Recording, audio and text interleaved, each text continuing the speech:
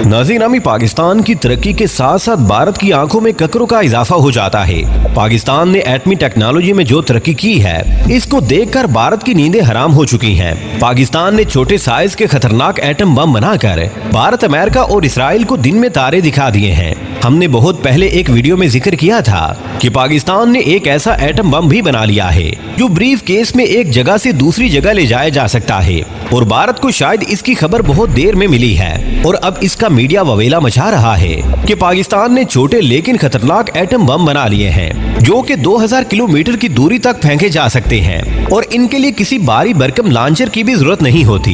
इसका मतलब ये है कि भारत की जानिब से अगर कोई भी सर्जिकल स्ट्राइक होती है तो उसका तोड़ ये निकाला है कि बॉर्डर के करीब इस तरह के बम इंस्टॉल कर दिए जाएं और भारत का कोई भी त्यारा या ड्रोन इनसे बचकर ना जा सके।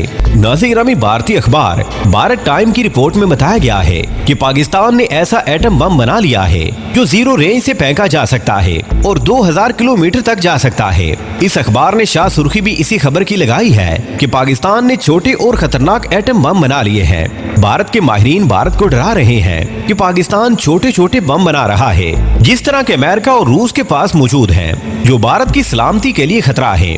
प्यार दोस्तों, यहाँ ये भी बताते चलें कि एटम बम चलाने के लिए खास किस्म का लॉन्चर इस्तेमाल होता है, लेकिन ये छोटे बम सिर्फ एक तोप के जरिए भी दागे जा सकते हैं। इनके लिए किसी स्पेशल लॉन्चर की जरूरत नहीं होती।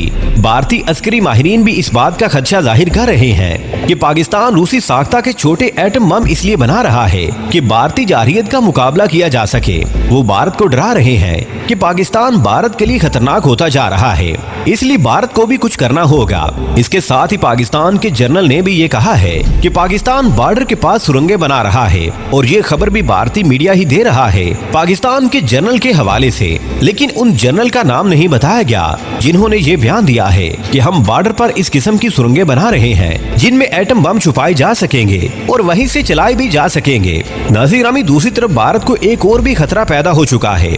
मोदी ने एक कानून बनाया था कि फौज में आर्जी तौर पर भी भर्ती हुआ जा सकता है और ये मुद्दत 4 साल के लिए होगी। इसको गोरखा कहा जाता है और ये 1947 से काम कर रहे थे। ये फौजी असल में नेपाली थे और इनको भारत की सरकार ने अपनी फौज करार दे रखा था और ये 1947 से ही भारत के लिए काम कर रही थी। लेकिन अब एक और सूरत हाल पैदा हो चुकी है कि मोदी की पॉलिसियों की वजह से इनको भारत से इख्तलाफात पैदा हो चुके हैं और इस तरह इनके लिए एक पाबंदी लगा दी गई कि ये नेपाल के फौजी सिर्फ 4 साल के लिए भारतीय फौजी कहलाएंगे और उसके बाद इनको रिटायर कर दिया जाएगा। इस वजह से ये लोग बददिल हो चुके हैं और भारत के लिए लड़ने से गुरेज करने लगे हैं और अब गोरखा लोग रूस की तरफ माइल हो रहे हैं और इसके लिए भारत की निस्बत इनको ज्यादा सहूलियात भी दी जा रही हैं। और साथ ही रूस ने ये भी कहा है कि अगर इन गोरखाओं में से अगर कोई मारा जाता है तो उसकी फैमिली को मुकम्मल सपोर्ट और सहूलतें दी जाएंगी और पूरी तरह उनकी देखभाल की जाएगी, जबकि भारत ऐसा कुछ भी नहीं कर रहा था। इसलिए अब नेपाली गोरखे रूस की फौज में शामिल हो रहे हैं और ये बात भारत के लिए बाइसे तशवीश बनी हुई है। प्यार दोस्तों, मामला ये है कि अगर नेपाली भारत को छोड़कर रूस के साथ मिल गए तो चीन के लिए राह हमवार हो जाएगी, इसलिए कि ये गोरखे इस जाफशानी के साथ लड़ते हैं कि अपनी जान की भी परवाह नहीं करते और चीन के हमलों से भारत की हिफाजत भी कर रहे थे। लेकिन अब अगर ये रूस के साथ मिल गए तो भारत अकेला रह जाएगा और नेपाल से इसकी मदद रुक जाएगी। प्यार दोस्तों, आज की वीडियो में बस इतना ही। हमें आज भी पूरी उम्मीद है कि आज की ये वीडियो भी आपके इल्म में इजाफे का बाइस बनी होगी। वीडियो पसंद आने की सूरत में इसे लाइक कीजिए, दोस्तों से शेयर कीजिए और कमेंट सेक्शन में हमें अपनी कीमती राय से जरूर आगाह रखिएगा। अल्लाह निगहबान।